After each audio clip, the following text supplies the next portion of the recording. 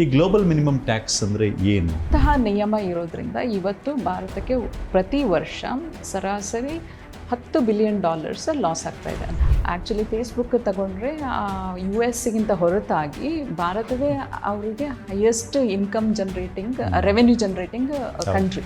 Suppose Google ನಮ್ಮ ದೇಶದಲ್ಲಿ operation ಮಾಡ್ತಾ ಇದೆ, ಆದರೆ ಅವರು ಆ ಟ್ಯಾಕ್ಸ್ ಇಲ್ಲಿ ಕಟ್ಟಬೇಕಾಗಿ ಇಲ್ಲ. ದೇಶಗಳಿಂದ ಆಗುವ ಪ್ರಾಫಿಟನ್ನು ಗೂಗಲ್ ಐರ್ಲೆಂಡಿಗೆ ಟ್ರಾನ್ಸ್ಫರ್ ಮಾಡಿ ಅಲ್ಲಿ 3% ಟ್ಯಾಕ್ಸ್ ಕಟ್ಟುತ್ತೆ. ಅನೇಕ ಮಲ್ಟಿನ್ಯಾಷನಲ್ ಕಂಪ್ನಿಗಳು ತೆರಿಗೆ ಸ್ವರ್ಗ ಅಂತ ಏನು ಕರೀತೀವೋ ಅಂಥ ದೇಶಗಳಲ್ಲಿ ತಮ್ಮ ಹೆಡ್ ಕ್ವಾರ್ಟರ್ನ ತೋರಿಸ್ಕೊಂಡಿರ್ತವೆ. ಇಂತಹ ನಿಯಮ ಇರೋದ್ರಿಂದ ಇವತ್ತು ಭಾರತಕ್ಕೆ ಪ್ರತಿ ವರ್ಷ ಸರಾಸರಿ $10 ಬಿಲಿಯನ್ ಲಾಸ್ ಆಗ್ತಾ ಇದೆ. ಆಲ್ಮೋಸ್ಟ್ ಇಂಡಿಯಾಕ್ಕೆ ಆಗಿರೋ ಲಾಸ್ ನಾವು ನೋಡಿದರೆ ನಮ್ಮ ವರ್ಷದ ಒಂದು ಎಜುಕೇಷನ್ ಬಜೆಟ್ ಅಷ್ಟು ಹಣ ನಮಗೆ ಬಂದಿದ್ರೆ ಆ್ಯಕ್ಚುಲಿ ಗೌರ್ಮೆಂಟ್ ಕೂಡ invested in education or health ಅದು ಆ ಹಣ ಗೌರ್ಮೆಂಟಿಗೆ ಲಾಸ್ ಆದರೆ ಇಂಡೈರೆಕ್ಟ್ಲಿ ಅದು ಪಬ್ಲಿಕ್ ಮನಿ. ಗೂಗಲ್ ಮತ್ತು ಫೇಸ್ಬುಕ್ ಇಂಡಿಯಾದಲ್ಲಿ ಆಲ್ಮೋಸ್ಟ್ 10,000 ಕೋಟಿ ಪ್ರಾಫಿಟ್ ಮಾಡಿದ್ದಾವೆ, ಆದರೆ ಅವರು ಕಟ್ಟಿರೋದು ಬರೀ 6% ಟ್ಯಾಕ್ಸ್ ಅದರಲ್ಲಿ. ಸ್ನೇಹಿತರೆ ನಮಸ್ಕಾರ. ಈ ದಿನ .comನ ಈ ವಿಶೇಷ ಚರ್ಚೆಗೆ ನಿಮ್ಮೆಲ್ರಿಗೂ ಸ್ವಾಗತ. ಇದು ವಿಶೇಷ ಚರ್ಚೆ ಅಂತ ಯಾಕೆ ಹೇಳ್ತಾ ಇದ್ದೀನಿ ಅಂತಂದರೆ, ಇವತ್ತು ಒಂದು ಬಹಳ ಮಹತ್ವದ ವಿಷಯದ ಬಗ್ಗೆ ನಾವು ಚರ್ಚೆ ಮಾಡ್ತಾ ಇದ್ದೀವಿ. ನೀವೆಲ್ಲ ಗ್ಲೋಬಲ್ ಮಿನಿಮಮ್ ಟ್ಯಾಕ್ಸ್ ಅಥವಾ ಜಾಗತಿಕ ಕನಿಷ್ಠ ತೆರಿಗೆ ಬಗ್ಗೆ ಕೇಳಿರಬಹುದು. ಈ ಗ್ಲೋಬಲ್ ಮಿನಿಮಮ್ ಟ್ಯಾಕ್ಸ್ ಏನಿದೆ, ನಮ್ಮ ದೇಶದಲ್ಲಿ ಅದನ್ನು ಇಂಪ್ಲಿಮೆಂಟ್ ಮಾಡಿದ್ರೆ ವರ್ಷಕ್ಕೆ ಕನಿಷ್ಠ 1 ಲಕ್ಷ ಕೋಟಿಯಷ್ಟು ಹೆಚ್ಚುವರಿ ಹಣ ನಮ್ಮ ದೇಶಕ್ಕೆ ಬರುತ್ತೆ ಅಂತ ಹೇಳ್ತಾರೆ. ಅಥವಾ ಅದನ್ನು ಇಂಪ್ಲಿಮೆಂಟ್ ಮಾಡದೇ ಇರೋದ್ರಿಂದ ಇಲ್ಲಿ ತನಕ ನಮ್ಮ ದೇಶಕ್ಕೆ ಆಗಿರ್ತಕ್ಕಂಥ ನಷ್ಟ ಕನಿಷ್ಠ 15 ಲಕ್ಷ ಕೋಟಿಗಿಂತ ಹೆಚ್ಚು ಅಂತ ಹಲವಾರು ಮಂದಿ ಹೇಳ್ತಾರೆ. ಈ ಗ್ಲೋಬಲ್ ಮಿನಿಮಮ್ ಟ್ಯಾಕ್ಸ್ ಏನಿದೆ, ಇದರ ಬಗ್ಗೆ ನಮಗೆ ತಿಳಿಸ್ಕೊಡೋಕ್ಕೆ ನಮ್ಮ ಜೊತೆ ಇವತ್ತು ಮೂಲತಃ ಉಡುಪಿಯವರಾದ ಸುಚಿತ್ರಾ ಇದ್ದಾರೆ. ಸುಚಿತ್ರಾ ಅವರು ಮೂಲತಃ ಉಡುಪಿಯವರು. ಅವರು LLB ಮಾಡಿ ನಂತರ ನ್ಯಾಷನಲ್ ಲಾ ಸ್ಕೂಲ್ನಲ್ಲಿ masters in LLB, masters in law ಮಾಡಿ ಅದಾದ ಮೇಲೆ ಅವರು ಅಡ್ವೊಕೇಟಾಗಿ ಕೆಲಸ ಮಾಡಿದ್ದಾರೆ, ಕಾರ್ಪೊರೇಟ್ ಲಾಯರಾಗಿ ಕೆಲಸ ಮಾಡಿದ್ದಾರೆ. ನಂತರ ಜರ್ಮನಿಯ ಮ್ಯೂನಿಕ್ ಯೂನಿವರ್ಸಿಟಿನಲ್ಲಿ ಮತ್ತೊಂದು ಮಾಸ್ಟರ್ಸು, ಅದರಲ್ಲಿ ಅವರು ಪಬ್ಲಿಕ್ ಪಾಲಿಸಿ ಮತ್ತು ಎಮರ್ಜಿಂಗ್ ಟೆಕ್ನಾಲಜೀಸ್ ಈ ವಿಷಯದ ಮೇಲೆ ಮಾಸ್ಟರ್ಸ್ ಮಾಡಿದ್ದಾರೆ. ಆ ವಿಷಯದ ಮೇಲೆ ಮಾಸ್ಟರ್ಸ್ ಮಾಡುವಾಗ ಯುರೋಪಿಯನ್ ಕಂಟ್ರೀಸ್ನಲ್ಲಿ ಪಬ್ಲಿಕ್ ಪಾಲಿಸಿ ಸಿಸ್ಟಮ್ ಹೇಗಿದೆ, ಹಾಗೆಯೇ ಏಷಿಯಾಟಿಕ್ ಕಂಟ್ರೀಸ್ನಲ್ಲಿ ಪಬ್ಲಿಕ್ ಪಾಲಿಸಿ ಸಿಸ್ಟಮ್ ಹೇಗಿದೆ ಅಂತ ಅದನ್ನು ಸ್ಟಡಿ ಮಾಡಲಿಕ್ಕೋಸ್ಕರ ಹಾಂಗ್ಕಾಂಗಲ್ಲಿ ಕೂಡ ಮಾಸ್ಟರ್ಸ್ ಡಿಗ್ರಿಯನ್ನು ಮುಂದುವರಿಸಿ ಮಾಸ್ಟರ್ಸ್ ಡಿಗ್ರಿಯನ್ನು ಮುಗಿಸಿದ್ದಾರೆ. ಆದರೆ ಗ್ಲೋಬಲ್ ಮಿನಿಮಮ್ ಟ್ಯಾಕ್ಸ್ ವಿಷಯಕ್ಕೂ ಸುಚಿತ್ರಾ ಅವ್ರಿಗೂ ಏನು ಸಂಬಂಧ ಅಂತ ನೋಡೋದಾದರೆ, ಮಾಸ್ಟರ್ಸ್ ಡಿಗ್ರಿ ಮುಗಿಸಿದ ನಂತರ ಸುಚಿತ್ರಾ ಅವರು OECD ಕಂಟ್ರೀಸ್ ಅಂತ ಏನು ಕರಿತೀವಿ, ಇಲ್ಲಿ 38 ಮುಂದುವರೆದ ದೇಶಗಳಿದೆ. ಈ OECD ಕಂಟ್ರೀಸ್ ಏನಿದೆ, ಈ OECD ಕಂಟ್ರೀಸ್ನಲ್ಲಿ ಟ್ಯಾಕ್ಸ್ ಟ್ರಾನ್ಸ್ಪರೆನ್ಸಿ ಅಂತ ಒಂದು ವಿಭಾಗ ಇದೆ. ಆ ವಿಭಾಗದಲ್ಲಿ ಗ್ಲೋಬಲ್ ಮಿನಿಮಮ್ ಟ್ಯಾಕ್ಸ್ ಪ್ರಾಜೆಕ್ಟ್ನಲ್ಲಿ ಸುಚಿತ್ರಾ ಅವರು 6 ತಿಂಗಳು ವರ್ಕ್ ಮಾಡಿದ್ದಾರೆ. 6 ತಿಂಗಳ ಪ್ರಾಜೆಕ್ಟ್ ಅದು. ಅದನ್ನು ಪ್ಯಾರಿಸ್ನಲ್ಲಿದ್ದು ಆ ಪ್ರಾಜೆಕ್ಟ್ನಲ್ಲಿ ವರ್ಕ್ ಮಾಡಿದ್ದಾರೆ. ಆ ಪ್ರಾಜೆಕ್ಟ್ನಲ್ಲಿ ವರ್ಕ್ ಮಾಡೋದ್ರ ಮೂಲಕ ಅವರು ಗ್ಲೋಬಲ್ ಮಿನಿಮಮ್ ಟ್ಯಾಕ್ಸ್ ಬಗ್ಗೆ ಏನೇನು ಕೆಲಸಗಳಾಗ್ತಾ ಇದೆ, ಅದರಿಂದ ಇಂಡಿಯಾಗೆ ಮುಖ್ಯವಾಗಿ ಏನು ಲಾಭ ಇದೆ, ಇಲ್ಲಿ ತನಕ ಏನು ನಷ್ಟ ಆಗಿದೆ, ಆ ಗ್ಲೋಬಲ್ ಮಿನಿಮಮ್ ಟ್ಯಾಕ್ಸ್ ಅಂದರೆ ಏನು, ಕಂಪನಿಗಳು ಯಾವ ರೀತಿ ಈಗಿರ್ತಕ್ಕಂಥ ಟ್ಯಾಕ್ಸ್ ಲೂಪ್ ಹೋಲ್ಸ್ನ ಬಳಸ್ಕೊಂಡು ನಮ್ಮಂಥ ದೇಶಗಳಿಂದ ಟ್ಯಾಕ್ಸ್ನನ್ನು ಕದೀತಾ ಇವೆ, ಇದೆಲ್ಲವನ್ನು ಒಳಗೊಂಡ ಆಳವಾದ ಅಧ್ಯಯನವನ್ನು ಆ ಪ್ರಾಜೆಕ್ಟ್ನ ಭಾಗವಾಗಿ ಮಾಡಿದ್ದಾರೆ. ಹಾಗಾಗಿ ಗ್ಲೋಬಲ್ ಮಿನಿಮಮ್ ಟ್ಯಾಕ್ಸ್ ಇನ್ನೂ ಅತ್ಯಂತ ಮುಖ್ಯ ವಿಷಯ ಏನಿದೆ ಅದ್ರ ಬಗ್ಗೆ ಅವ್ರ ಹತ್ರ ಚರ್ಚೆ ಮಾಡಿ ತಿಳ್ಕೊಳ್ಳೋಣ. ಈ ಚರ್ಚೆಗೆ ಸ್ವಾಗತ ಸುಚಿತ್ರಾ ಅವರೇ. ನೀವು ಗ್ಲೋಬಲ್ ಮಿನಿಮಮ್ ಟ್ಯಾಕ್ಸ್ ಈ ಒಂದು ಪ್ರಾಜೆಕ್ಟಲ್ಲಿ ವರ್ಕ್ ಮಾಡಿದ್ದೀರಾ. OECD ಕಂಟ್ರೀಸ್ಗಳ ಟ್ಯಾಕ್ಸ್ ಟ್ರಾನ್ಸ್ಪರೆನ್ಸಿ ವಿಭಾಗದಲ್ಲಿ ಈ ಗ್ಲೋಬಲ್ ಮಿನಿಮಮ್ ಟ್ಯಾಕ್ಸ್ ಪ್ರಾಜೆಕ್ಟಲ್ಲಿ ವರ್ಕ್ ಮಾಡಿದ್ದೀರಾ. ಅದನ್ನು ಪ್ಯಾರಿಸಲ್ಲಿದ್ದು ವರ್ಕ್ ಮಾಡಿದ್ದೀರಾ. ಈಗಲೂ ಕೂಡ ಪ್ಯಾರಿಸಲ್ಲೇ ನಿಮ್ಮ ವಾಸ್ತವ್ಯವನ್ನು ಮುಂದುವರಿಸಿದ್ದೀರಾ. ಈ ಗ್ಲೋಬಲ್ ಮಿನಿಮಮ್ ಟ್ಯಾಕ್ಸ್ ಅಂದರೆ ಏನು ಮೊದಲನೇದಾಗಿ? So thank you. ಆ್ಯಕ್ಚುಲಿ ಇದು ಬಹಳ ಒಂದು ಮಹತ್ವಪೂರ್ಣ ವಿಷಯ. ಇದರ ಬಗ್ಗೆ ಹೆಚ್ಚಿನ ಮಾಹಿತಿ ಸಿಗಲ್ಲ. ಆದರೆ ಯಾರ್ಯಾರು ಈ ದೇಶದ ಆದಾಯದ ಬಗ್ಗೆ, ತೆರಿಗೆಯ ಬಗ್ಗೆ ಆಸಕ್ತಿ ಹೊಂದಿದ್ದಾರೆ ಅವರಿಗೆಲ್ರಿಗೂ, ಅಥವಾ ಯಾರಿಗೆ ಈ ದೇಶದ ತೆರಿಗೆ ಇಂಪ್ಯಾಕ್ಟ್ ಆಗುತ್ತೆ ಅವರೆಲ್ಲರಿಗೂ ಇದು ತಲುಪಬೇಕಾದಂಥ ವಿಚಾರ. ಸೊ ನಾವೆಲ್ಲರೂ ಇವತ್ತು ಅಂದರೆ ಈ ದೇಶದಲ್ಲಿ ಯಾರ್ಯಾರಿಗೆ ತೆರಿಗೆ ಇಂಪ್ಯಾಕ್ಟ್ ಆಗುತ್ತೆ ಅಂದರೆ ಈ ದೇಶದ 140 ಕೋಟಿ ಜನಕ್ಕೂ ಇಂಪ್ಯಾಕ್ಟ್ ಆಗುತ್ತೆ. ಯಾಕೆಂದರೆ ನಾವು ಪ್ರತಿಯೊಬ್ಬರು ಎಂಥ ಕಡುಬಡವ ಇದ್ರೂ ಕೂಡ ಇಂಡೈರೆಕ್ಟ್ ಟ್ಯಾಕ್ಸ್ GST ಮೂಲಕ ತಾನು ತಗೊಳ್ಳೋ ಒಂದು ಬೆಂಕಿ ಪಂಡಕ್ಕೂ ಟ್ಯಾಕ್ಸ್ ಕಟ್ತಾ ಇದ್ದಾರೆ. ಕರೆಕ್ಟ್. ಸೊ ಇವಾಗ ಆದರೆ ನಮ್ಗೆ ಯಾರಿಗೂ ಗ್ಲೋಬಲ್ ಮಿನಿಮಮ್ ಟ್ಯಾಕ್ಸ್ ಬಗ್ಗೆ ಹೆಚ್ಚಿನ ತಿಳುವಳಿಕೆ ಇಲ್ಲ. ನೀವು ಬೇಕಾದರೆ ನಿಮ್ಮ ಆದಾಯ ₹5 ಇರಲಿ, ಆದಾಯ ಇರದೇ ಇರಲಿ, ಡೈರೆಕ್ಟ್ ಟ್ಯಾಕ್ಸ್ ಅಥವಾ ಇಂಡೈರೆಕ್ಟ್ ಟ್ಯಾಕ್ಸ್ ಪೇ ಮಾಡೇ ಮಾಡ್ತೀವಿ. ಡೈರೆಕ್ಟ್ ಟ್ಯಾಕ್ಸ್ ಅಟ್ಲೀಸ್ಟ್ 30% ನಾವೆಲ್ಲರೂ ಕಟ್ಟಲೇಬೇಕು. ಇವತ್ತು ನಾವು ತಿನ್ನೋ ಒಂದು ಪಾಪ್ಕಾರ್ನಿಗೂ ಟ್ಯಾಕ್ಸ್ ಕಟ್ತೀವಿ. ಹಾಗಿರೋವಾಗ ಇವಾಗ ದೊಡ್ಡ ದೊಡ್ಡ ಕಂಪ್ನಿ ಇದೆ ಈ ದೇಶದಲ್ಲಿ. ಎಲ್ರಿಗೂ ಫೇಸ್ಬುಕ್ಕು, ಗೂಗಲ್, ಅಮೆಝಾನ್, ನೆಟ್ಫ್ಲಿಕ್ಸ್ ಎಲ್ಲ ಕಂಪನಿಗಳ ಹೆಸರು ಗೊತ್ತು. ಡೈಲಿ ನಾವು ಯೂಸ್ ಮಾಡ್ತೀವಿ. ಈ ಎಲ್ಲ ಕಂಪನಿಗಳು ಕೋಟಿಗಟ್ಟಲೆ, 1000 ಕೋಟಿಗಟ್ಟಲೆ ಆದಾಯ ಗಳಿಸುತ್ತೆ, ಲಾಭ ಮಾಡುತ್ತೆ. ಆ್ಯಕ್ಚುಲಿ ಫೇಸ್ಬುಕ್ ತಗೊಂಡ್ರೆ US ಹೊರತಾಗಿ ಭಾರತವೇ ಅವರಿಗೆ highest income generating, revenue generating country. ಇವರು ಇಲ್ಲಿ ಬಂದು ನಮ್ಮ ದೇಶದಲ್ಲಿ ಒಂದು ಕಂಪನಿ ಶುರು ಮಾಡ್ತಾರೆ. ಕಾನೂನು ಪ್ರಕಾರ ಅಥವಾ ತೆರಿಗೆ ನಿಯಮ ಪ್ರಕಾರ ಅವರು ಇಲ್ಲಿ ಆದಾಯ ಗಳಿಸಿದರೆ ಅಥವಾ ಪ್ರಾಫಿಟ್ ಮಾಡಿದರೆ ಅದರ ಮೇಲೆ ಒಂದಿಷ್ಟು ಟ್ಯಾಕ್ಸ್ ಕಟ್ಟಬೇಕು. ಓಕೆ, 15%, 20% ಅಥವಾ 30% ಏನು ಗೌರ್ಮೆಂಟ್ ಡಿಸ್ಕ್ರೈಬ್ ಮಾಡಿದೆ. ಆದರೆ ಇವತ್ತಿನ ಜಾಗತಿಕ ಟ್ಯಾಕ್ಸ್ ತೆರಿಗೆ ನಿಯಮ ಪ್ರಕಾರ ಏನಾಗಿದೆ ಅಂತ ಹೇಳಿದರೆ, ಸಪೋಸ್ ಗೂಗಲ್ ನಮ್ಮ ದೇಶದಲ್ಲಿ ಆಪರೇಷನ್ ಮಾಡ್ತಾ ಇದೆ, ಆದರೆ ಅವರು ಆ ಟ್ಯಾಕ್ಸ್ ಇಲ್ಲಿ ಕಟ್ಟಬೇಕಾಗಿ ಇಲ್ಲ. ಅವರು ಅದನ್ನು ಯಾವ ದೇಶದಲ್ಲಿ ಟ್ಯಾಕ್ಸ್ ತುಂಬ ಕಡಿಮೆ ಇದೆ ಆ ದೇಶಕ್ಕೆ ಶಿಫ್ಟ್ ಮಾಡಿ ಆ ದೇಶದಲ್ಲಿ ಟ್ಯಾಕ್ಸ್ ಕಟ್ಬೋದು. ಸೊ ಇದರಿಂದಾಗಿ ಭಾರತಕ್ಕೆ ನಷ್ಟ ಆಗುತ್ತೆ. ಅಂದರೆ ಈಗ ಗೂಗಲ್ಲು ನಮ್ಮ ದೇಶದಲ್ಲಿ ಅದರ ಬ್ರ್ಯಾಂಚನ್ನು ಹೊಂದಿದೆ, ಸಾವಿರಾರು ಜನ ಉದ್ಯೋಗಿಗಳು ಕೆಲಸ ಮಾಡ್ತಾ ಇದ್ದಾರೆ. ನಮ್ಮ ದೇಶದಲ್ಲಿ ಅದರ ಬ್ರ್ಯಾಂಚನ್ನು ಶುರು ಮಾಡಿ ಅದರಿಂದ ಅಲ್ಲಿ ಮಾಡುವಂಥ ಬಿಸ್ನೆಸ್ಸಿಂದ ಏನು ಲಾಭ ಬರ್ತಾ ಇದೆಯೋ ಗೂಗಲ್ ಕಂಪ್ನಿಗೆ, ಆ ಲಾಭದ ಮೇಲಿನ ತೆರಿಗೆಯನ್ನು ನಮ್ಮ ದೇಶಕ್ಕೆ ಕಟ್ತಾ ಇಲ್ಲ ಅವರು. ಅದರ ಬದಲು ಆ ಲಾಭ ಏನು ಬರುತ್ತೆ ಅದನ್ನು ಬೇರೆ ಇನ್ಯಾವುದೋ ದೇಶದಲ್ಲಿ ಎಲ್ಲಿ ಟ್ಯಾಕ್ಸ್ ಕಡಿಮೆ ಇರುತ್ತೋ ಅಂಥ ದೇಶದಲ್ಲೂ ಕಡಿಮೆ ಟ್ಯಾಕ್ಸ್ ಕಟ್ತಾ ಇದ್ದಾರೆ. ಅಂದರೆ ಆ ರೀತಿ ತಮ್ಮ ಪ್ರಾಫಿಟನ್ನು ಇನ್ನೊಂದು ದೇಶಕ್ಕೆ ಶಿಫ್ಟ್ ಮಾಡಿ ತೆರಿಗೆ ಕಟ್ಟುವಂಥ ಪ್ರಾವಿಷನ್ ಈಗಿರ್ತಕ್ಕಂಥ ತೆರಿಗೆ ಸಿಸ್ಟಮ್ನಲ್ಲಿ ಇದೆ. ಕರೆಕ್ಟ್. ಮತ್ತು ಇಲ್ಲೊಂದು ಪ್ರಶ್ನೆ ಬರುವಂಥದ್ದು, ಹಾಗಿದ್ರೆ ಗೂಗಲ್ಲು ನಮಗೆಲ್ಲ ಗೊತ್ತಿರ್ತಕ್ಕಂಥದ್ದು ಏನು ಅಂತಂದರೆ, ಸಾಮಾನ್ಯವಾಗಿ ಗೂಗಲ್ ಯಾವ ದೇಶದ್ದು ಅಂತ ಕೇಳಿದ್ರೆ ಅಮೆರಿಕಾದ್ದು ನಾವೆಲ್ಲ ತಿಳ್ಕೊಂಡಿರ್ತಕ್ಕಂಥದ್ದು. ಹಾಗಾದರೆ ಗೂಗಲ್ಲು ತಾನು ಭಾರತದಲ್ಲಿ ಮಾಡ್ತಾ ಇರೋ ಲಾಭದ ಮೇಲಿನ ತೆರಿಗೆನ ಭಾರತದಲ್ಲಿ ಕಟ್ತಾ ಇಲ್ಲ, ಅಮೆರಿಕದಲ್ಲಿ ಕಟ್ತಾ ಇದೆಯಾ? ಹಾಗಾದರೆ ಇಲ್ಲ, ಅದು ಒಂದು ವಿಶೇಷ ವಿಚಾರ. ಏನು ಅಂತ ಹೇಳಿದ್ರೆ, ಗೂಗಲ್ ಅಮೆರಿಕದಲ್ಲೂ ಟ್ಯಾಕ್ಸ್ ಕಟ್ತಿಲ್ಲ. ಹಾಗಾದರೆ ಅದು ಟ್ಯಾಕ್ಸ್ ಎಲ್ಲಿ ಕಟ್ಟತ್ತೆ? ಅದು ಐರ್ಲೆಂಡಲ್ಲಿ ಕಟ್ಟತ್ತೆ. ಇವಾಗ ಗೂಗಲ್ ಐರ್ಲೆಂಡಲ್ಲಿ ಯಾಕೆ ಟ್ಯಾಕ್ಸ್ ಕಟ್ಟತ್ತೆ ಅಂತ ಹೇಳಿದರೆ, ಗೂಗಲ್ ಬಹಳ ಒಂದು ಸ್ಮಾರ್ಟಾಗಿ ಐರ್ಲೆಂಡ್ ಗೌರ್ಮೆಂಟ್ ಜೊತೆ ಒಂದು ನೆಗೋಸಿಯೇಷನ್ ಮಾಡಿ ಅಲ್ಲಿ ಬರೀ 3% ಟ್ಯಾಕ್ಸ್ ಕಟ್ಟೋ ಹಾಗೆ ಒಂದು ಒಪ್ಪಂದ ಮಾಡಿಕೊಂಡಿದೆ. ಸೊ ಎಲ್ಲ ದೇಶಗಳಿಂದ ಆಗುವ ಪ್ರಾಫಿಟನ್ನು ಗೂಗಲ್ ಐರ್ಲೆಂಡಿಗೆ ಟ್ರಾನ್ಸ್ಫರ್ ಮಾಡಿ ಅಲ್ಲಿ 3% ಟ್ಯಾಕ್ಸ್ ಕಟ್ಟತ್ತೆ. ಸೊ ಇದರಿಂದಾಗಿ ಬರೀ ಭಾರತಕ್ಕಲ್ಲ, ಜಗತ್ತಿಗೆ ಒಂದು ಲಾಸ್ ಆಗ್ತಾ ಇದೆ. ಅಂದರೆ ಭಾರತಕ್ಕೆ ಮಾತ್ರ ಅಲ್ಲ, ಗೂಗಲ್ ಯಾವುದೇ ದೇಶದಲ್ಲಿ ಆಪರೇಟ್ ಮಾಡಲಿ ಅಲ್ಲಿ ಬರ್ತಕ್ಕಂಥ ಪ್ರಾಫಿಟ್ ಮೇಲೆ ಆ ದೇಶಗಳಿಗೆ ಟ್ಯಾಕ್ಸ್ ಕಟ್ತಾ ಇಲ್ಲ. ಈವನ್ ಅಮೆರಿಕಗೂ ಕೂಡ ಗೂಗಲ್ ಟ್ಯಾಕ್ಸ್ ಕಟ್ತಾ ಇಲ್ಲ. ತಾನು ಟ್ಯಾಕ್ಸನ್ನು, ತನ್ನ ಲಾಭದ ಮೇಲಿನ ಟ್ಯಾಕ್ಸನ್ನು ಐರ್ಲೆಂಡ್ ದೇಶಕ್ಕೆ ಕಟ್ತಾ ಇದೆ.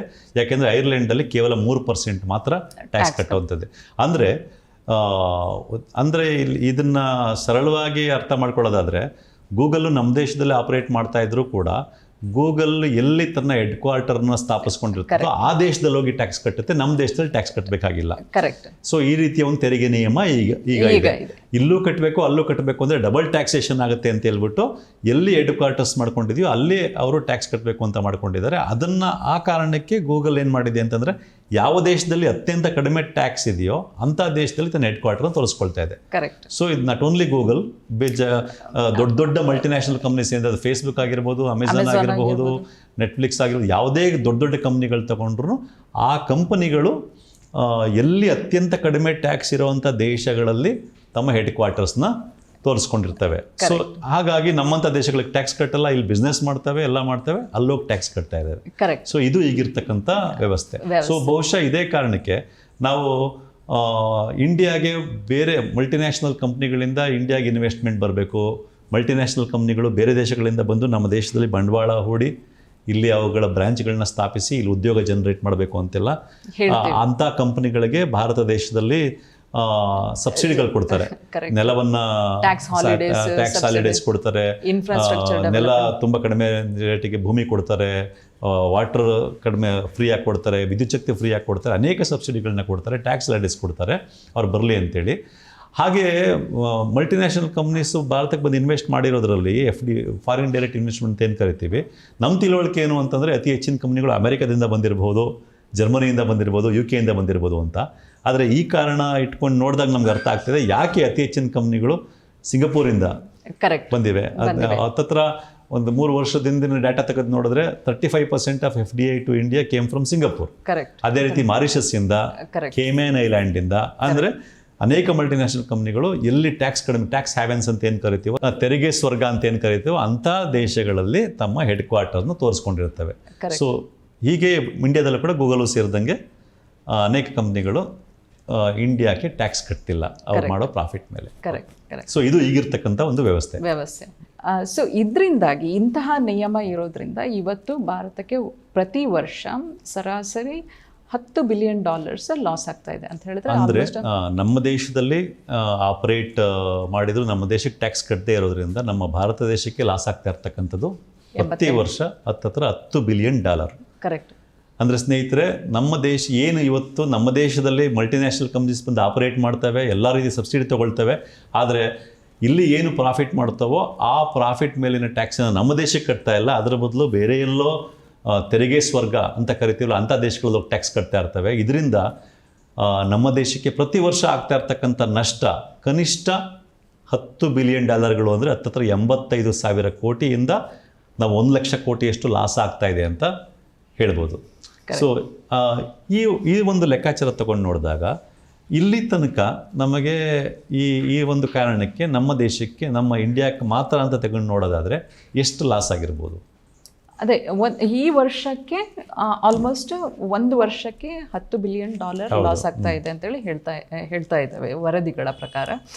ಜಗತ್ತಿಗೆ ಹೇಳ್ತಾರೆ ವರ್ಲ್ಡ್ ವೈಡ್ ಆಲ್ಮೋಸ್ಟ್ $5 ಟ್ರಿಲಿಯನ್ ಪ್ರತಿ ವರ್ಷ ಇನ್ ದ ನೆಕ್ಸ್ಟ್ 10 years ಅಷ್ಟು ಲಾಸ್ ಜಗತ್ತಿಗೆ ಆಗುತ್ತೆ.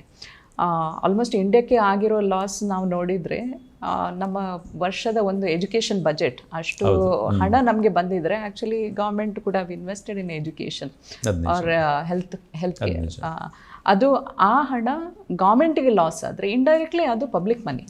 ಅದು ಯಾವಾಗ ಒಂದು ಕಂಪನಿ ಇಲ್ಲಿನ ರಿಸೋರ್ಸಸ್ಸನ್ನು ಯೂಸ್ ಮಾಡಿ, ಇಲ್ಲಿನ ಲೇಬರ್ ಲಾಸ್ ಲೀನಿಯನ್ಸನ್ನು ಯೂಸ್ ಮಾಡಿ ಇಲ್ಲಿ ಅವರ ಆಪರೇಷನ್ ಮಾಡಿದಾಗ ಅದರಲ್ಲಿ ಬರುವಂಥ ಪ್ರಾಫಿಟನ್ನು ಇಲ್ಲೇ ಇನ್ವೆಸ್ಟ್ ಮಾಡಬೇಕು. ಅಟ್ಲೀಸ್ಟ್ ಅದರಿಂದ ಒಂದು ಶೇರ್ ಪಬ್ಲಿಕ್ಗೆ ಹೋಗಬೇಕು. ಇವತ್ತು ಅದು ಹೋಗಿಲ್ಲ ಅಂತ ಹೇಳಿದರೆ ಗೌರ್ಮೆಂಟಿಗೆ ಲಾಸ್. ಗೌರ್ಮೆಂಟಿಗೆ ರೆವೆನ್ಯೂ ಲಾಸ್ ಆದರೆ ಗೌರ್ಮೆಂಟ್ ಏನು ಪಬ್ಲಿಕ್ ವೆಲ್ಫೇರ್ ಸ್ಪೆಂಡಿಂಗಿಗೆ ಬಜೆಟ್ ಅಂತೇಳಿ ಮಾಡುತ್ತೆ, ಅದರಲ್ಲಿ ಆ ಬಜೆಟ್ ಇಲ್ಲ. ಈಗ ನಮ್ಮ ದೇಶಕ್ಕೆ ಇಲ್ಲಿಯ ತನಕ ಈ ರೀತಿ ಟ್ಯಾಕ್ಸ್ ಬೇರೆ ಕಂಟ್ರಿಗಳಲ್ಲೋ ಕಟ್ಟಿರೋದ್ರಿಂದ, ನಮ್ಮಲ್ಲಿ ಮಾಡಿದ ಪ್ರಾಫಿಟ್ ಮೇಲೆ ಟ್ಯಾಕ್ಸ್ ಕಟ್ಟದೇ ಇರೋದ್ರಿಂದ ಈ ಕಂಪ್ನಿಗಳು ಎಷ್ಟು ಲಾಸ್ ಆಗಿರ್ಬೋದು? ಯಾವ್ದಾದ್ರು ಒಂದು 2 ಕಂಪ್ನಿನ 3 ಕಂಪ್ನಿನ ಎಕ್ಸಾಂಪಲ್ ಏನಾದ್ರು ಇದೆಯಾ ಈ ಕಂಪ್ನಿಗಳಿಂದ ಇಷ್ಟು ಲಾಸ್ ಆಗಿದೆ ಬರಬೇಕಾಗಿತ್ತು ಅಂತ? ಆ್ಯಕ್ಚುಲಿ ಇಂಡಿಯನ್ ಗೌರ್ಮೆಂಟ್ ರಿಕ್ವೆಸ್ಟ್ ಪ್ರಕಾರನೇ ಒಂದು 2020ರಲ್ಲಿ ಇಂಡಿಯಾದ ಸರ್ಕಾರ ಏನು ಹೇಳಿತು ಅಂತ ಹೇಳಿದರೆ, ಬರೀ ಫೇಸ್ಬುಕ್ಕು, ಗೂಗಲ್ ಇಂಥ ಕಂಪನಿಗಳಿಂದನೇ ಇಂಡಿಯಾಕ್ಕೆ ಆಗಿರೋ ಲಾಸು ನಿಯರ್ಲಿ $100 ಬಿಲಿಯನ್. ಅಂದರೆ ಗೂಗಲ್ ಮತ್ತು ಫೇಸ್ಬುಕ್ ಎರಡೇ ಕಂಪ್ನಿಗಳಿಂದ ಈ ರೀತಿ ನಮ್ಮಲ್ಲಿ ಟ್ಯಾಕ್ಸ್ ಕಟ್ಟದೇ ಇರೋದ್ರಿಂದ ಇಂಡಿಯಾಕ್ಕೆ ಆಗಿರೋ ಲಾಸು ಅವೆರಡೇ ಕಂಪ್ನಿಗಳಿಂದ $100 ಬಿಲಿಯನ್.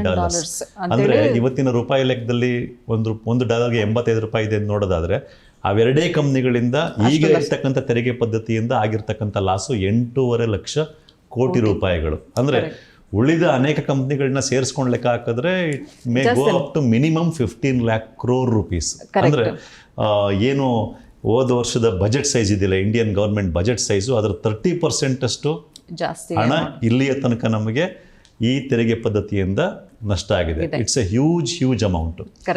ಇಂಡಿಯಾದಂಥ ಕಂಟ್ರಿಗೆ ಇದು ಇಟ್ಸ್ ಎ ತುಂಬ ದೊಡ್ಡ ಅಮೌಂಟ್. ಹೀಗೆಲ್ಲ ಇರೋದ್ರಿಂದ ಇದೇ ರೀತಿ ಬೇರೆ ಎಲ್ಲ ದೇಶಗಳಿಗೂ ಈ ರೀತಿಯ ಒಂದು ನೆಗೆಟಿವ್ ಪರಿಣಾಮ ಆಗ್ತಾ ಇರೋದ್ರಿಂದ, ಮತ್ತು ನೀವೇನು ಆಗಲೇ ಹೇಳಿದ್ರಿ, ಈ ರೀತಿ ಒಂದು ಸಿಸ್ಟಮ್ ಇರೋದ್ರಿಂದ ಸಬ್ಸಿಡಿ ಕೊಡೋದ್ರ ಮೂಲಕನೋ ಮತ್ತೊಂದ್ರ ಮೂಲಕನೋ ಇಂಡೈರೆಕ್ಟಾಗಿ ಏನೇನೋ ಫೆಸಿಲಿಟೀಸ್ನ ಕೊಟ್ಟು ಒಟ್ಟು ಟ್ಯಾಕ್ಸ್ ಅವ್ರ ಮೇಲೆ ಕಡಿಮೆ ಮಾಡುವಂಥ ಒಂದು ಪ್ರೆಷರು ಬೇರೆ ಎಲ್ಲ ದೇಶಗಳಿಗೂ ಇದೆ ಅಂತ.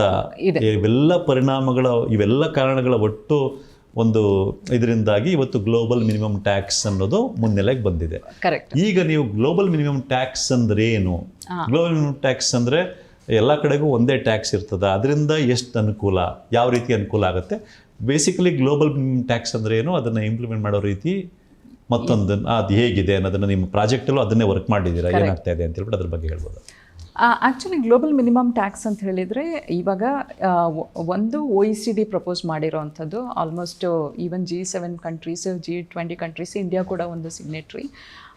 ಅವು ಇದರ ಪ್ರಕಾರ, ಈ ಸಿಸ್ಟಮ್ ಪ್ರಕಾರ ಎಲ್ಲ ದೇಶಗಳಲ್ಲೂ ಒಂದು minimum tax, minimum corporate tax ಅಂತ ಹೇಳಿ ಇಂಪೋಸ್ ಮಾಡಬೇಕು. ಯಾಕಂತ ಹೇಳಿದ್ರೆ ಇವತ್ತು ಈ ಕಂಪನಿಗಳು ಅವರ ಪ್ರಾಫಿಟನ್ನು ಲೋ ಮಿನಿಮಮ್ ಟ್ಯಾಕ್ಸ್ ಜುರಿಸ್ಟ್ರಿಕ್ಷನಿಗೆ ಟ್ರಾನ್ಸ್ಫರ್ ಮಾಡೋಕ್ಕೆ ಕಾರಣ ಅಲ್ಲಿ ಕಡಿಮೆ ತೆರಿಗೆ ಇದೆ ಅಂತ ಹೇಳ್ಕೊಂಡು, ಇವಾಗ ಎಲ್ಲ ಕಡೆ ಒಂದು ಮಿನಿಮಮ್ ಟ್ಯಾಕ್ಸ್ ಅಂತೇಳಿ ಫಿಕ್ಸ್ ಮಾಡಿಬಿಟ್ರೆ ಅಲ್ಲಿ ಅವರಿಗೆ ಆ ಪ್ರಾಫಿಟನ್ನು ಇನ್ನೊಂದು ಕಡೆಗೆ ಶಿಫ್ಟ್ ಮಾಡುವಂಥ ಇನ್ಸೆಂಟಿವ್ ಇಲ್ಲ. ಕರೆಕ್ಟ್. ಇವಾಗ OECD ಪ್ರಪೋಸ್ ಮಾಡಿರುವಂಥದ್ದು 15%. Wherever the country operates, it has to pay 15% in the country which. ಅಂದರೆ ಈಗ OECD ಕಂಟ್ರಿಗಳು ಒಟ್ಟು ಸೇರಿಕೊಂಡು ಪ್ರಪೋಸ್ ಮಾಡಿರ್ತಕ್ಕಂಥ ಗ್ಲೋಬಲ್ ಮಿನಿಮಮ್ ಟ್ಯಾಕ್ಸ್ 15%. ಕರೆಕ್ಟ್. ಅಂದರೆ ಯಾವುದೇ ಒಂದು ಕಂಪನಿ, ಈಗ ಅಮೆಝಾನ್ ಇಂಡಿಯಾದಲ್ಲಿ ಆಪರೇಟ್ ಮಾಡುತ್ತೆ, ಇಂಡಿಯಾದಲ್ಲಿ ಅದಕ್ಕೆ ಏನು ಪ್ರಾಫಿಟ್ ಬರುತ್ತೋ ಅದ್ರ ಮೇಲೆ 15% ಅಷ್ಟು ಟ್ಯಾಕ್ಸನ್ನು ಇಂಡಿಯನ್ ಗೌರ್ಮೆಂಟಿಗೆ ಕಟ್ಟಬೇಕು. ಅದೇ ಅಮೆಝಾನ್ ಹೋಗಿ ಇನ್ನೊಂದು ಯಾವುದೋ ಒಂದು ಜರ್ಮನಿನಲ್ಲಿ ಆಪರೇಟ್ ಮಾಡ್ತಾ ಇದೆ ಅಂತಂದರೆ ಜರ್ಮನಿನಲ್ಲಿ ಏನು ಪ್ರಾಫಿಟ್ ಬರುತ್ತೋ ಅದು ಜರ್ಮನ್ ಗೌರ್ಮೆಂಟ್ಗೆ 15% ಕಟ್ಟಬೇಕು. ಸೊ ಅದರಿಂದ ಇಡೀ ಪ್ರಪಂಚದಲ್ಲಿ ಯಾವುದೇ ದೇಶದಲ್ಲಿ ಆಪರೇಟ್ ಮಾಡಿದ್ರು ಆಯಾ ದೇಶದಲ್ಲಿ ಬರ್ತಕ್ಕಂಥ ಪ್ರಾಫಿಟ್ನಲ್ಲಿ 15% ಟ್ಯಾಕ್ಸನ್ನು ಆಯಾ ದೇಶದ ಗೌರ್ಮೆಂಟಿಗೆ ಕಟ್ಟಬೇಕು. It is minimum and it is uniform through universal. ಇದನ್ನ ಒಂದು ಈ ರೀತಿಯ ಒಂದು ಪ್ರಪೋಸಲ್ನ OECD ಕಂಟ್ರೀಸ್ ಕೊಟ್ಟಿದೆ. ಇದಕ್ಕೆ ಕೌಂಟರ್ ಆಗಿ ಯುನೈಟೆಡ್ ನೇಷನ್ಸ್ ಅದರದ್ದು ಒಂದು ಟ್ಯಾಕ್ಸ್ ಕನ್ವೆನ್ಷನ್ ಅಂತೇಳಿ ಮಾಡ್ತಾ ಇದ್ದಾರೆ. ಅದರಲ್ಲಿ ಅವರು ಏನು ಹೇಳೋದಂತ ಹೇಳಿದರೆ 15% ಕೂಡ ತುಂಬ ಕಡಿಮೆ. ಈ ಕಂಪನೀಸ್ಗಳು ಮಾಡಿರೋಂಥ ಪ್ರಾಫಿಟನ್ನು ನೋಡಿದರೆ 15% ಇಸ್ ವೆರಿ ಮಿನಿಮಮ್. ಯಾಕಂತ ಹೇಳಿದ್ರೆ ಡೈರೆಕ್ಟ್ ಟ್ಯಾಕ್ಸೇ ಜನರು ಅದಕ್ಕಿಂತ ಜಾಸ್ತಿ ಕಟ್ತಾ ಇದ್ದಾರೆ. ಸೊ ಅದರಿಂದಾಗಿ ಅಟ್ಲೀಸ್ಟ್ ಮಿನಿಮಮ್ 20% ಹಾಕಲೇಬೇಕು ಅಂತ ಹೇಳ್ಕೊಂಡು ಇಂಡಿಯನ್ ಗೌರ್ಮೆಂಟ್ ಅದಕ್ಕೂ ಓಕೆ ಅಂತೇಳಿ ಹೇಳಿದೆ. ಬಟ್ ಇದವೇ either 15 or 20%, this is the basic minimum. ಯಾವುದೇ ಕಂಟ್ರಿನಲ್ಲೂ ಅವರು ಆಪ್ರೇಟ್ ಮಾಡ್ತಾ ಇದ್ರು ಇಷ್ಟು ಕಟ್ಟಲೇಬೇಕು. ಅದರಿಂದಾಗಿ ಅಟ್ಲೀಸ್ಟ್ ಪಬ್ಲಿಕ್ ಮನಿ ಏನಿದೆ ಅದು ಪಬ್ಲಿಕ್ಕಿಗೆ ಸೇರುತ್ತೆ. ನಂತರ ಜಗತ್ತಿನ ಎಲ್ಲ ಸರ್ಕಾರಗಳಿಗೂ ಅಷ್ಟು ರೆವೆನ್ಯೂ ಜಾಸ್ತಿ ಬರುತ್ತೆ ಅಂತ ಹೇಳಿ. ಈಗ ಏನು ತೆರಿಗೆ ಪದ್ಧತಿ ಇದೆ, ಇದರಿಂದ ಇಂಡಿಯಾದ ವಿಷಯ ತಗೊಂಡ್ರೆ ಪ್ರತಿ ವರ್ಷ $10 billion ನಷ್ಟ ಆಗ್ತಾ ಇದೆ ಅಂತ, 85,000 ಕೋಟಿಯಷ್ಟು. ಆದರೆ ಈಗ 15% ಮಿನಿಮಮ್ ಗ್ಲೋಬಲ್ ಮಿನಿಮಮ್ ಟ್ಯಾಕ್ಸ್ ಏನಿದೆ, 15% ಅಥವಾ 20% ಗ್ಲೋಬಲ್ ಮಿನಿಮಮ್ ಟ್ಯಾಕ್ಸ್ ಇಂಪ್ಲಿಮೆಂಟ್ ಆದರೆ ಆಗ ಇಂಡಿಯಾದಲ್ಲಿ ಆಪರೇಟ್ ಮಾಡ್ತಾ ಇರ್ತಕ್ಕಂಥ ಎಲ್ಲ ಮಲ್ಟಿನ್ಯಾಷನಲ್ ಕಂಪ್ನಿಗಳು, ಅದು ಗೂಗಲ್ ಆಗಿರ್ಬೋದು, ಅಮೆಝಾನ್ ಆಗಿರ್ಬೋದು, ಫೇಸ್ಬುಕ್ ಆಗಿರ್ಬೋದು, ಮತ್ತೊಂದಾಗಿರ್ಬೋದು, ತಮ್ಮ ಪ್ರಾಫಿಟ್ ಮೇಲೆ 15-20% ಟ್ಯಾಕ್ಸ್ನ ಇಂಡಿಯನ್ ಗೌರ್ಮೆಂಟಿಗೆ ಕಟ್ಟೋದ್ರಿಂದ ಪ್ರತಿ ವರ್ಷ ನಮಗೆ ಹತ್ತತ್ರ 1 ಲಕ್ಷ ಕೋಟಿಯಷ್ಟು ಹೆಚ್ಚುವರಿ ತೆರಿಗೆ ನಮಗೆ ಬರ್ತದೆ. ಆ ತೆರಿಗೆ ಹಣ ಹೆಚ್ಚುವರಿಯಾಗಿ ಬಂದಾಗ ನಾವು ಅದನ್ನು ಎಜುಕೇಷನ್ಗೋ, ಮೂಲಭೂತ ಸೌಕರ್ಯ ಅಭಿವೃದ್ಧಿಗೋ, ಹೆಲ್ತ್ಗೋ ಮತ್ತೊಂದಕ್ಕೆ ಬಳಸ್ಬೋದು. ಅದರಿಂದ ದೇಶದ ಅಭಿವೃದ್ಧಿಗೆ ಸಹಾಯ ಆಗ್ತದೆ ಅಂತ ಹೇಳ್ತಾ ಇದ್ದಾರೆ. ಮತ್ತು ಇದನ್ನು ಇನ್ನೊಂದು ಇದ್ರಲ್ಲಿ ನೋಡೋದಾದರೆ, ಈಗ ಸ್ವಲ್ಪ ಹೊತ್ತಿಗೆ ಮುಂಚೆ ಹೇಳಿದ್ರಿ, ಈಗಿರೋ ತೆರಿಗೆ ಪದ್ಧತಿಯಿಂದ ಏನಾಗ್ತಿದೆ ಅಂತಂದರೆ ಮುಂದಿನ 10 ವರ್ಷಗಳಲ್ಲಿ ಇಡೀ ಪ್ರಪಂಚದಲ್ಲಿ ಎಲ್ಲ ದೇಶಗಳಿಗೂ ಒಟ್ಟು ಸೇರಿ $5 trillion ಅಷ್ಟು ತೆರಿಗೆ ನಷ್ಟ ಆಗುತ್ತೆ ಅಂತ. $5 trillion ಅಂದರೆ ಈಗಿನ ಲೆಕ್ಕ ಹಾಕ್ಕೊಂಡ್ರೆ, ರೂಪಾಯಿ ಲೆಕ್ಕದಲ್ಲಿ ಹೇಳೋದಾದರೆ ಹತ್ತತ್ರ ಅಂದಾಜು 500 ಲಕ್ಷ ಕೋಟಿಯಷ್ಟು ಹಣ ಇಡೀ ಪ್ರಪಂಚದ ಎಲ್ಲ ದೇಶಗಳಿಗೂ ಒಟ್ಟಾರೆಯಾಗಿ ಸೇರಿ ನಷ್ಟ ಆಗುತ್ತೆ ಅಂತ. ಬಟ್ ಈ ಗ್ಲೋಬಲ್ ಮಿನಿಮಮ್ ಟ್ಯಾಕ್ಸ್ನ ಇಂಪ್ಲಿಮೆಂಟ್ ಮಾಡಿದ್ರೆ ಅಷ್ಟು ಹಣ ಎಲ್ಲ ದೇಶಗಳಿಗೂ ಹಂಚಿಕೆ ಆಗ್ತದೆ. ಆಯಾ ದೇಶಗಳಲ್ಲಿ ಹೆಂಗೆ ಬಿಸ್ನೆಸ್ ನಡೀತದೆ ಅದ್ರ ಮೇಲೆ. ಸೊ ಪ್ರತಿಯೊಂದು ದೇಶಕ್ಕೂ ತನ್ನ ದೇಶದಲ್ಲಿ ಮೂಲಭೂತ ಸೌಕರ್ಯ ಅಭಿವೃದ್ಧಿಗೋ, ಜನಕ್ಕೆ ಏನು ಸಂಬಂಧಪಟ್ಟಿದೆಯೋ ಆ ಕೆಲಸಗಳು ಮಾಡಲಿಕ್ಕೆ ಹೆಚ್ಚುವರಿ ಹಣ ಸಿಗ್ದಂಗೆ ಆಗ್ತದೆ. ಆದ್ದರಿಂದ ಈ ಪಾಲಿಸಿನ ಇಂಪ್ಲಿಮೆಂಟ್ ಮಾಡೋದು ಅತಿ ಮುಖ್ಯ ಅಂತ ಹೇಳ್ತಾ ಇದ್ದೀವಿ. ಈಗ ಈ ಪಾಲಿಸಿನ ಇಂಪ್ಲಿಮೆಂಟ್ ಮಾಡೋದು ಮೇಲ್ನೋಟಕ್ಕೆ ನಾವು ಇದನ್ನು ನೋಡಿದಾಗ ಇದು ನಿಜಕ್ಕೂ ನಮ್ಮ ದೇಶಕ್ಕಂತೂ ಅನುಕೂಲ ಆಗೇ ಆಗುತ್ತೆ. ಯಾಕೆಂದರೆ ಮಲ್ಟಿನ್ಯಾಷನಲ್ ಕಂಪ್ನಿಗಳಿಗೆ India is one of the favourite destinations. ತುಂಬ ಕಂಪ್ನಿಗಳು ಬಂದು ಇಲ್ಲಿ ಇನ್ವೆಸ್ಟ್ ಮಾಡ್ತಾ ಇವೆ. ಆಮೇಲೆ ನಮ್ಮ ದೇಶದ ಗೌರ್ಮೆಂಟ್ಗಳು, ಯಾವುದೇ ಗೌರ್ಮೆಂಟ್ ಇದ್ರೂ ಮಲ್ಟಿನ್ಯಾಷನಲ್ ಕಂಪ್ನಿಗೆ ನಾವು ಹೇಳ್ತೀವಲ್ಲ, ರತ್ನಗಂಬಳಿಯನ್ನು ಹಾಸಿ ಕೋರ್ತಾ ಇದ್ದಾರೆ. ಮತ್ತು ಹೆಚ್ಚು ಇನ್ವೆಸ್ಟ್ ಮಾಡಲಿ ಅಂತ ಹೇಳ್ಬಿಟ್ಟು ಕಾರ್ಪೊರೇಟ್ ಟ್ಯಾಕ್ಸ್ನೆಲ್ಲ ಕಡಿಮೆ ಮಾಡಿದ್ದಾರೆ. ಆದರೂ ಇನ್ವೆಸ್ಟ್ಮೆಂಟ್ ಏನು ಬರ್ತಿಲ್ಲ, ಬೇರೆ ವಿಷಯ. ಆದರೆ ನಮ್ಮ ದೇಶಕ್ಕಂತೂ ಇದು ನಿಜಕ್ಕೂ ಅನುಕೂಲಕರವಾದಂಥ ವಿಷಯನೇ ಆಗಿದೆ. ನೀವು ಹೇಳಿದ್ರೆ ಇಂಡಿಯಾನು ಸಿಗ್ನೇಚರ್ ಮಾಡಿದೆ ಅಂತ. ಮತ್ತು ಬಹುತೇಕ ಎಲ್ಲ ಕಂಟ್ರಿಗಳು ಇದಕ್ಕೆ ರೆಡಿ ಇರ್ತವೆ ಅಂದ್ಕೊಳ್ತೀನಿ. ಒಟ್ಟು ಎಷ್ಟು ದೇಶಗಳು ಈ ಒಂದು ಗ್ಲೋಬಲ್ ಮಿನಿಮಮ್ ಟ್ಯಾಕ್ಸ್ ಬರಬೇಕು ಅಂತೇಳಿ ಸಪೋರ್ಟ್ ಮಾಡಿವೆ? ಆಲ್ಮೋಸ್ಟ್ 130 ದೇಶಗಳು OECD ಪ್ರಪೋಸಲನ್ನು ಎಕ್ಸೆಪ್ಟ್ ಮಾಡಿದ್ದಾರೆ. ಅನಂತರ ಈವನ್ ಯುನೈಟೆಡ್ ನೇಷನ್ಸ್ ಇದು 20% ಟ್ಯಾಕ್ಸ್ ಮೇಲೆ ಆಲ್ಮೋಸ್ಟ್ 120 ದೇಶಗಳು ಅದನ್ನು ಎಕ್ಸೆಪ್ಟ್ ಮಾಡಿದ್ದಾವೆ. ಆದರೆ ಏನಂತ ಹೇಳಿದ್ರೆ ಕೆಲವೊಂದು ದೇಶಗಳು ಇದಕ್ಕೆ ಎಗೇನ್ಸ್ಟು ಆಗಿದ್ದಾವೆ ಅಂತ ಹೇಳಿದರೆ ಅದರಿಂದಾಗಿ ಅವರಿಗೆ ಏನು ಇನ್ಕಮ್ ಬರ್ತಾ ಇದೆ ಅದು ಕಡಿಮೆ ಆಗತ್ತೆ ಅಂತ ಹೇಳ್ಕೊಂಡು, ಅಂದರೆ ತೆರಿಗೆ ಸ್ವರ್ಗಗಳು ಅಂತ ಏನು ಕರಿತೀವಿ ಆ ದೇಶಗಳು ಸಹಜವಾಗಿ ಅದನ್ನು ಅಪೋಸ್ ಮಾಡಿರ್ಬೋದು. ಆದರೆ ಒಟ್ಟು ನಾವು ಜಾಗತಿಕವಾದ ರಾಜಕಾರಣವನ್ನು ಇಟ್ಕೊಂಡು ನೋಡಿದಾಗ ಈ America, UK, prawns, Germany, Japan, China ಈ ರೀತಿಯ ಕಂಟ್ರಿಗಳು ಅಂದರೆ ಪ್ರಬಲ ರಾಷ್ಟ್ರಗಳು ಇದಕ್ಕೆ ಸಪೋರ್ಟ್ ಮಾಡಿದ್ರೆ ಇಂಪ್ಲಿಮೆಂಟ್ ಆಗ್ಬೋದು ಅನಿಸ್ತದೆ. ಪ್ರಬಲ ಅಂತ ಏನು ಕರಿತಾ ಇದೀವಿ ಇವತ್ತು ಪ್ರಬಲವಾದ ರಾಷ್ಟ್ರಗಳು ಯಾವಿದೆಯೋ ಆರ್ಥಿಕವಾಗಿ ಮತ್ತೊಂದು ರೀತಿ ಮಿಲಿಟರಿ ಪವರ್ ಇರ್ಬೋದು, ಮುಖ್ಯವಾಗಿ ಆರ್ಥಿಕವಾಗಿ ಪ್ರಬಲವಾಗಿರೋ ರಾಷ್ಟ್ರಗಳಲ್ಲಿ ಯಾವ್ದಾದ್ರು ರಾಷ್ಟ್ರ ಇದನ್ನು ಅಪೋಸ್ ಮಾಡ್ತಾ ಇದೆಯಾ? ಸದ್ಯಕ್ಕೆ ಅಂತಹ ರಾಷ್ಟ್ರಗಳು ಯಾವುದೂ ಒಪೋಸ್ ಮಾಡ್ತಾ ಇಲ್ಲ. ಐರ್ಲ್ಯಾಂಡಿಂದ ಒಂದು ಸ್ವಲ್ಪ ಒಪೋಸಿಷನ್ ಇತ್ತು, ಆದರೆ ಇತ್ತೀಚೆಗೆ ರೀಸೆಂಟಾಗಿ ಈವನ್ ಐರ್ಲ್ಯಾಂಡ್ ಆ್ಯಕ್ಚುಲಿ ಅವರಿಗೆ ತುಂಬ ಲಾಸ್ ಆಗೋದು. ಯಾಕಂತ ಹೇಳಿದ್ರೆ ಐರ್ಲ್ಯಾಂಡ್ ಒಂದು ಟ್ಯಾಕ್ಸ್ ಹ್ಯಾವನ್, ಎಲ್ಲ ಮಲ್ಟಿನ್ಯಾಷನಲ್ ಕಂಪನಿಗಳ ಹೆಡ್ ಕ್ವಾರ್ಟರ್ಸ್ ಐರ್ಲ್ಯಾಂಡಲ್ಲಿದೆ. Ireland, Singapore, Mauritius, Cayman Islands, ಅನೇಕ ಹಾಂಗ್ಕಾಂಗ್ ಅವರೆಲ್ಲ ಲೂಸರ್ಸ್. ಯಾಕಂತ ಹೇಳಿದ್ರೆ ಅವರಿಗೆ ಅವರಲ್ಲಿರುವಂಥ ಹೆಡ್ ಕ್ವಾರ್ಟರ್ಸ್ ಇನ್ನೂ ಶಿಫ್ಟ್ ಆಗ್ಬೋದು. ಈಗ ಎಲ್ಲ ಕಡೆ ಸೇಮ್ ಟ್ಯಾಕ್ಸ್ ಅಂತ ಹೇಳಿದರೆ ಅವರಿಗೆ ಕಂಟ್ರಿ ಈ ದೊಡ್ಡ ದೊಡ್ಡ ಕಂಪನಿಗಳಿಗೆ ಈ ಕಂಟ್ರೀಸಿಗೆ ಹೋಗಿ ಆಪ್ರೇಟ್ ಮಾಡಬೇಕು ಅಂತ ಹೇಳಿ ಏನು ಇನ್ಸೆಂಟಿವ್ ಇರೋದಿಲ್ಲ. ಸೊ ಈ ಕಂಟ್ರಿಯಿಂದ ಒಂದು ಸ್ವಲ್ಪ ಇಂಡೈರೆಕ್ಟಾಗಿ ಆಪೋಸಿಷನ್ಸ್ ಎಲ್ಲ ಇದೆ, ಆದರೆ ರೀಸೆಂಟಾಗಿ ಆ ಕಂಟ್ರೀಸ್ ಕೂಡ ಎಕ್ಸೆಪ್ಟ್ ಮಾಡ್ತಾ ಇದ್ದಾವೆ. ಮತ್ತು ಆ ಕಂಟ್ರೀಸ್ ಅಕ್ಸೆಪ್ಟ್ ಮಾಡಿದರೂ ಕೂಡ ಇದು ಈ ಗೂಗಲ್ ಅಥವಾ ಈ ರೀತಿಯ ಮೈಕ್ರೋಸಾಫ್ಟ್ ಈ ಥರ ದೊಡ್ಡ ಕಂಪ್ನಿಗಳೇನಿದೆ ಅದರ ಓನರ್ಗಳು ಬಿಲಿಯನೇರ್ಗಳಂದರೆ ಇವತ್ತಿನ ಸ್ಥಿತಿಲಿ ನೋಡಿದ್ರೆ ಜಗತ್ತಿನ ಒಟ್ಟು ಸಂಪತ್ತಲ್ಲಿ 13% ಅಷ್ಟು ಸಂಪತ್ತು ಕೇವಲ 3,000 ಜನರ ಕೈಯಲ್ಲಿದೆ. ಕರೆಕ್ಟ್.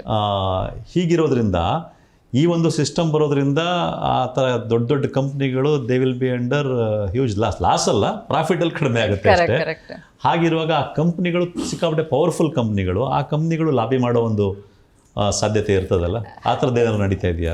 ಆ್ಯಕ್ಚುಲಿ ಅಂತಹ ಲಾಬಿಗಳು ತುಂಬ ಇದೆ, ಅದರಿಂದಾಗಿಯೇ ಐರ್ಲೆಂಡ್ ಓಪೋಸ್ ಮಾಡ್ತಾ ಇದ್ದಿದ್ದು. ಅದರ ಹಿಂದೆ ಬಹುಶಃ ಇಂತಹ ಕಂಪನಿಗಳ ಓನರ್ಸ್ ಇರ್ಬೋದು ಅಥವಾ ಹೈ ನೆಟ್ವರ್ತ್ ಇಂಡಿವಿಜುವಲ್ಸ್ ಇರ್ಬೋದು, ಅವರು ಕೂಡ ಓಪೋಸ್ ಮಾಡ್ಬೋದು. ಯಾಕಂತ ಹೇಳಿದ್ರೆ ಇದು ಒಂದು ವೇಳೆ ಇದು ಇಂಪ್ಲಿಮೆಂಟ್ ಆದರೆ it will also kind of bring within its purview high net worth individuals. ಇವಾಗ ನಾವು ಪನಾಮಾ ಪೇಪರ್ಸ್ ಲೀಕ್ ಆಯಿತು, ಅದರಲ್ಲಿ ಎಷ್ಟೋ ಜನ ಟ್ಯಾಕ್ಸ್ ಹ್ಯಾವನ್ಸಲ್ಲಿ ಅವರ ಹಣವನ್ನು ಇಟ್ಟಿದ್ದಾರೆ, ಅದಕ್ಕೆ ಟ್ಯಾಕ್ಸ್ ಕೊಡ್ತಾ ಇಲ್ಲ ಅಂತ ಹೇಳ್ಕೊಂಡು. ಸೊ ಅವರಿಗೂ ಇಂಪ್ಯಾಕ್ಟ್ ಆಗುತ್ತೆ. ಸೊ ಅದರಿಂದಾಗಿ ಅವರು ಅಪೋಸಿಷನ್ ಮಾಡೋದು ನ್ಯಾಚುರಲ್, ಬಟ್ ಮಟ್ಟದಲ್ಲಿ ಲಾಬಿಗಳು ಮಾಡ್ತಾರೆ. ಕರೆಕ್ಟ್. ಅದರಿಂದ ಅಂತಹ ಲಾಬಿಗಳು ಆಗ್ತಾ ಇವೆ, ಆದರೆ ಇದು ಸರ್ಕಾರಕ್ಕೂ ಲಾಸ್. ಇದು ಮೇನ್ ಲಾಸ್ ಆಗ್ತಾ ಇರೋದೇ ಸರ್ಕಾರಕ್ಕೆ, ಜನಕ್ಕೆ ಲಾಸ್, ದೇಶಕ್ಕೆ ಲಾಸ್. ಕರೆಕ್ಟ್. ಸೊ ಆದ್ರಿಂದ ಅವರು ಲಾಬಿ ಯಾರಿಗೆ ಮಾಡಬೇಕು? ಗೌರ್ಮೆಂಟಿಗೆ. ಸೊ ಗೌರ್ಮೆಂಟ್ ಇಂಡೈರೆಕ್ಟ್ಲಿ ಜನರಿಗೂ ಕೂಡ ರೆಸ್ಪಾನ್ಸಿಬಲ್, ಸೊ ಅಕೌಂಟೇಬಲ್. ಬಟ್ ಎಷ್ಟು ಸರ್ಕಾರಗಳು ಜನರ ಪರವಾಗಿರ್ತವೆ? ಯಾಕಂದ್ರೆ ಬರ್ತಾ ಬರ್ತಾ ಎಲ್ಲ ಸರ್ಕಾರಗಳು ಶ್ರೀಮಂತರ ಪರವಾಗಿ ಇದ್ದಾವೆ. ನಾವು ನಮ್ಮ ದೇಶದಲ್ಲೇ ಮೋದಿ ಸರ್ಕಾರ ಹೇಗೆ ಅದಾನಿ ಅವ್ರ ಪರವಾಗಿ ಸ್ಟೆಪ್ಸ್ ತಗೊಳ್ತಾ ಇದೆ, ಹೆಂಗೆ ಪ್ರೊಟೆಕ್ಟ್ ಮಾಡ್ಕೊಳ್ತಾ ಇದೆ ನೋಡ್ತಾ ಇದ್ದೀವಿ. ಇದೆಲ್ಲ ಇರೋದ್ರಿಂದ ಈ ಹೈ ನೆಟ್ವರ್ತ್ ಇಂಡಿವಿಜುವಲ್ಸು ಅತಿ ಶ್ರೀಮಂತರು ಮತ್ತೆ ದೊಡ್ಡ ದೊಡ್ಡ ಕಾರ್ಪೊರೇಟ್ ಕಂಪ್ನಿಗಳ ಬೆಲೆ ಕೊಡುವಷ್ಟು ಸರ್ಕಾರಗಳು ನಮ್ಮ ದೇಶದಲ್ಲಿ ಅಂತಾನೆ ಅಲ್ಲ, ಎಲ್ಲ ಅನೇಕ ದೇಶಗಳಲ್ಲಿ ಇದೆ, ವಾಸ್ತವ ಇದೆ. ದೇಶಕ್ಕೆ ಅಥವಾ ಜನಕ್ಕೆ ಬೆಲೆ ಕೊಡ್ತಾರೆ, ಇದೊಂದು ವಾಸ್ತವ ಇದೆಯಲ್ವ. ಆದರೆ ಏನು ಅಂತ ಹೇಳಿದ್ರೆ ಅಲ್ಟಿಮೇಟ್ಲಿ ಇದು ಒಂದು clash, multinational companies and versus governments. ಇವಾಗ ನೀವು ಮಲ್ಟಿನ್ಯಾಷನಲ್ ಕಂಪನೀಸ್ಗೆ ಅಷ್ಟೊಂದು ಪವರ್ ಕೊಟ್ಟಿಬಿಟ್ರೆ ಸರ್ಕಾರಕ್ಕೆ ಪವರೇ ಇರೋದಿಲ್ಲ. ಸೊ ಅದನ್ನ ನೋಡೋದಾದ್ರೆ ಈಗ 130 ದೇಶಗಳು ಸಹಿ ಹಾಕಿವೆ ಅಂತಂದ್ರೆ ಒಟ್ಟು ಗ್ರಾಜುಯಲ್ ಆಗಿ ಪವರ್ ಬಿಲ್ಡ್ ಆಗ್ತಾ ಇದೆ ಅಂತ. ಮತ್ತೆ ಇಲ್ಲಿ ಇನ್ನೊಂದು ವಿಷಯ, ನಾವು ಈಗ ಇಲ್ಲಿ ತನಕ ಮಾತಾಡುವಾಗ ಏನು ಮಾತಾಡಿದ್ವಿ, ಹೌದು 15-20% ನಮ್ಮಲ್ಲಿ ಟ್ಯಾಕ್ಸ್ ಈ ಥರ ಹಾಕಿದ್ರೆ ತಿಂಗಳಿಗೆ ವರ್ಷಕ್ಕೆ 1 ಲಕ್ಷ ಕೋಟಿಯಷ್ಟು ಹಣ ನಮ್ಮಲ್ಲಿ ಹೆಚ್ಚುವರಿ ತೆರಿಗೆ ರೂಪದಲ್ಲಿ ಸಂಗ್ರಹ ಆಗ್ತದೆ. ಇದು ಎಲ್ಲ ದೇಶಗಳಿಗೂ, ನಮ್ಮ ದೇಶಕ್ಕೂ ಅಷ್ಟು ಅನುಕೂಲ ಆಗುತ್ತೆ, ಎಲ್ಲ ದೇಶಗಳಿಗೂ ಅವರವರ ಮಟ್ಟಿಗೆ ಅನುಕೂಲ ಆಗುತ್ತೆ ಅಂತ ಒಂದು. ಇನ್ನೊಂದು ಬಹುಮುಖ್ಯವಾದ ಅನುಕೂಲವನ್ನು ಗಮನಿಸಬೇಕು ಅಂತ ಅನಿಸ್ತದೆ. ಏನಂತಂತಂದರೆ ಈ ರೀತಿಯ ಟ್ಯಾಕ್ಸ್ ಸಿಸ್ಟಮ್ ಇದ್ದಿದ್ದರಿಂದನೇ ಸಾವಿರ ಕೋಟಿಯಷ್ಟು ಲಾಭ ಮಾಡಿದ್ರು ಅದರಲ್ಲಿ ಕೆಲವು ಸಣ್ಣ ಪಾರ್ಟನ್ನು ಮಾತ್ರ ತೆರಿಗೆಯಾಗಿ ಅವ್ರು ಕಟ್ಕೊಂಡ್ಬಂದಿದ್ದಾರೆ. ಹಂಗೆ ಬಂದಿರೋದ್ರಿಂದನೇ ಎವ್ರಿ ಇಯರ್ ಸಿಕ್ಕಾಬಟ್ಟೆ ಪ್ರಾಫಿಟ್ಟು. ಇತ್ತೀಚೆಗೆ ಬಂದಿರತಕ್ಕಂಥ ಗೇಬ್ರಿಯಲ್ ಜುಕ್ಮನ್ ಅಂತ ಒಬ್ಬ ಎಕನಾಮಿಸ್ಟ್ ಅವರ ರಿಪೋರ್ಟಲ್ಲಿ ಹೇಳ್ತಕ್ಕಂಥದ್ದು, ಫ್ರೆಂಚ್ ಎಕನಾಮಿಸ್ಟೇ ಅವರು ಅವ್ರ ರಿಪೋರ್ಟಲ್ಲಿ ತುಂಬ ಕ್ಲಿಯರಾಗಿ ಇದು ಮಾಡಿದ್ದಾರೆ. ವರ್ಷದಿಂದ ವರ್ಷಕ್ಕೆ ಈ ರೀತಿ ರಿಚೆಸ್ಟ್ ಪರ್ಸನ್ಸ್ ಇದ್ದಾರಲ್ಲ, ಕರೆಕ್ಟ್, ಅವ್ರದ್ದು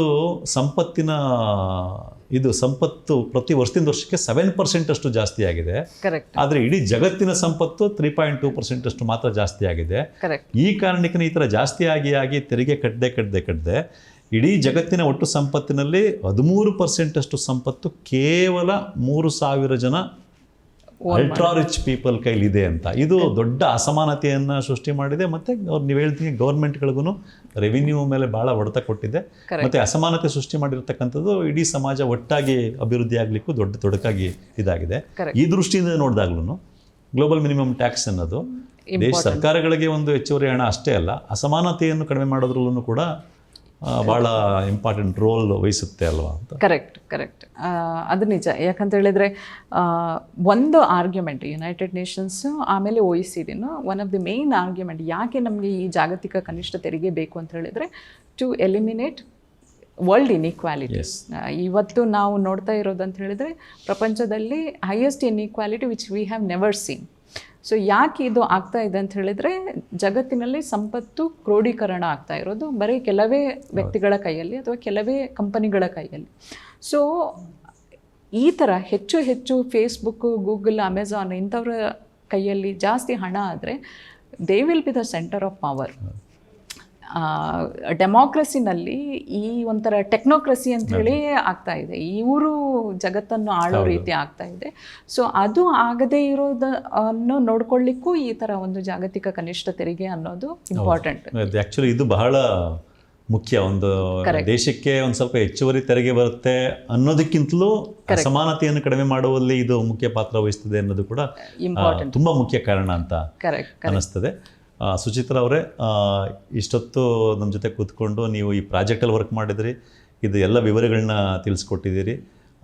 ಮತ್ತು ಈ ಒಂದು ವಿಷಯದಲ್ಲಿ ಗ್ಲೋಬಲ್ ಮಿನಿಮಮ್ ಟ್ಯಾಕ್ಸ್ ಅನ್ನೋದೇನಿದೆ 15-20% ಗ್ಲೋಬಲ್ ಮಿನಿಮಮ್ ಟ್ಯಾಕ್ಸನ್ನು ಪ್ರತಿಯೊಂದು ಕಂಟ್ರಿನಲ್ಲೂ ಯೂನಿಫಾರ್ಮ್ ಆಗಿ ಹಾಕಿದಾಗ ನಮ್ಮ ದೇಶದ ಎಕ್ಸಾಂಪಲ್ ತೊಗೊಂಡೇ ನೋಡೋದಾದರೆ ಪ್ರತಿ ವರ್ಷ ಹತ್ತಿರ 1 ಲಕ್ಷ ಕೋಟಿಯಷ್ಟು ಹೆಚ್ಚುವರಿ ಹಣ ನಮಗೆ ತೆರಿಗೆ ರೂಪದಲ್ಲಿ ಬರ್ತದೆ.